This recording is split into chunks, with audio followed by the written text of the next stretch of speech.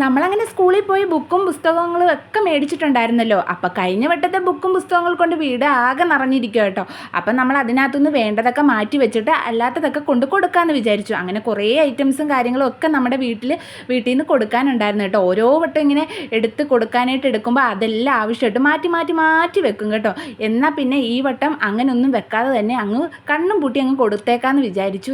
അങ്ങനെ നമ്മൾ കുറേ ഐറ്റംസും കാര്യങ്ങളും ഒക്കെ ഉണ്ടായിരുന്നു കേട്ടോ. കൂടുതലും ബുക്കും പേപ്പറും അങ്ങനെയൊക്കെ ഉള്ളതായിരുന്നു കേട്ടോ. അങ്ങനെ നമ്മളെല്ലാം കൊടുക്കാനായിട്ട് പോയി. അങ്ങനെ പോയപ്പോഴത്തേക്കിന് ആദൂട്ടിക്ക് അവിടെ കൊണ്ട് കൊടുത്തപ്പോൾ കുറേ സാധനങ്ങൾ തിരിച്ച് വേണമെന്ന് പറഞ്ഞു കേട്ടോ. അങ്ങനെ കുറച്ച് സാധനങ്ങളൊക്കെ എടുത്ത് കാറിനകത്ത് വീണ്ടും അവൻ തിരിച്ചിട്ടിട്ടുണ്ടായിരുന്നു കേട്ടോ. അവൻ കളറടിച്ച് കഴിഞ്ഞിട്ടില്ല, അവന് വേണ്ട പടം ഉണ്ടായിരുന്നു, അങ്ങനെയൊക്കെ പറഞ്ഞ് കുറച്ചൊക്കെ എടുത്ത് മാറ്റി വെച്ചു കേട്ടോ. അങ്ങനെ നമ്മൾ ബുക്കും പുസ്തകമൊക്കെ കൊടുത്തപ്പോഴത്തേക്കിന് പേപ്പറും ഒക്കെ കൊടുത്തപ്പോൾ നമുക്ക് 500 രൂപ കിട്ടി കേട്ടോ. നമ്മളിപ്പോൾ നേരെ ഈ ഉച്ചയ്ക്ക് പോകുന്നത് വേറെ എങ്ങുമല്ല കേട്ടോ. ഞാൻ ഇന്നലെ മുതൽ ഏട്ടനോട് പറയുന്നത് പായസം വേണം ഒന്ന് പറയുന്നു കേട്ടോ. അപ്പം നമ്മുടെ അടുത്തൊരു ഹോട്ടലുണ്ട് കേട്ടോ. നമ്മുടെ വെജിറ്റേറിയൻ ഒക്കെ കിട്ടുന്ന ഒരു ഹോട്ടലാണ്. ഇച്ചിരി നല്ല തിരക്കുള്ളതാണ് കേട്ടോ. ഇവിടുത്തെ ഫുഡൊക്കെ അടിപൊളിയാണ്. അപ്പോൾ ഇവിടെ ചെന്നാലും നമുക്ക് പായസം കിട്ടും കേട്ടോ. നമുക്ക് ഇപ്പോൾ ഇന്ന് എന്താണോ സദ്യയ്ക്ക് പായസം ഉള്ളത് 3 കൂട്ടം ആണെങ്കിൽ ആ 3 കൂട്ടം നമുക്ക് മേടിക്കാം കേട്ടോ.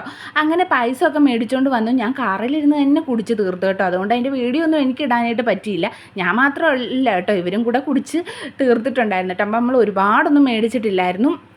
അങ്ങനെ തിരിച്ചു വന്നപ്പോൾ നല്ല പൊണ്ണം മത്തി കിട്ടിയിട്ടുണ്ടായിരുന്നു കേട്ടോ.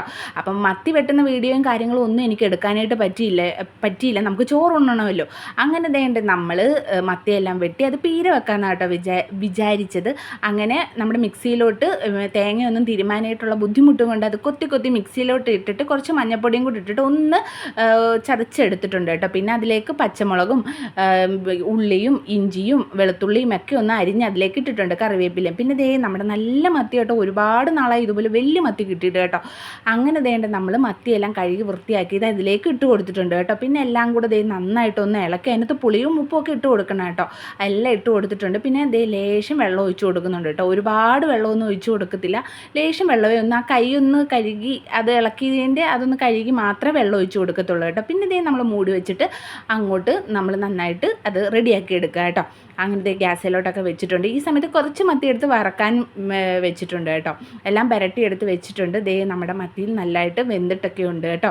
അങ്ങനെ കുറച്ച് വെളിച്ചെണ്ണയും കൂടെ ഒക്കെ ഒഴിച്ച് കൊടുത്തിട്ട് ഒന്നും കൂടെ ഒന്ന് പറ്റിയിട്ട് താഴേക്ക് വെക്കാമെന്ന് വിചാരിച്ചു കേട്ടോ. പിന്നെ നമ്മുടെ മത്തിയൊക്കെ അവിടെ വറക്കാനായിട്ട് എല്ലാം പുരട്ടി നല്ല റെഡി ആയിട്ടുണ്ട്. മത്തിയൊക്കെ കിട്ടിയിട്ട് പിന്നെ വറുത്തില്ലെങ്കിൽ എന്തായാലേ. ഇവിടെ വറക്കുന്നതും ബീര വെക്കുന്നതും കറി വെക്കുന്നതും ഒക്കെ എല്ലാവർക്കും ഭയങ്കര ഇഷ്ടമാണ് കേട്ടോ. അങ്ങനെ നമ്മൾ മത്തിയൊക്കെ വറുത്തു. എല്ലാം ഉച്ചയ്ക്ക് നല്ല അടിപൊളി ഒരു ഊണൊക്കെ കഴിച്ചു കേട്ടോ. അപ്പം നാളെ കാണാം.